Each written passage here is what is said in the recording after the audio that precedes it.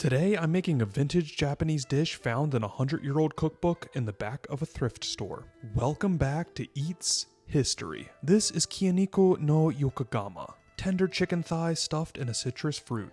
I'm happy to have a special guest on Eats History today. It's Taya from the Love of History podcast. She sent over some Japanese ingredients for me to try this dish out, and since my Japanese history is a bit shaky at best, she'll be telling the story behind the dish. But in terms of the recipe, it's pretty simple. You start by prepping and toasting your ginkgo nuts, and then you're going to create a dashi with the chicken thigh and mushrooms. You're going to hollow out a yuzu, or in my case an orange, and after finishing the dashi, add it to your fruit bowl. And now that you know the recipe, let's let Taya take the floor for the history. Thanks, Donnie. This dish has been a delicacy in Japan for over 1,000 years and was often eaten by the aristocracy during moon viewing parties in the fall. But this recipe in particular comes from a 100-year-old cookbook made by Kikuman, the soy sauce that you probably have in your pantry right now. They collected recipes from some of the most famous restaurants in Tokyo and Osaka, of course, in an effort to up their sales, but also to help families who couldn't afford to travel enjoy dishes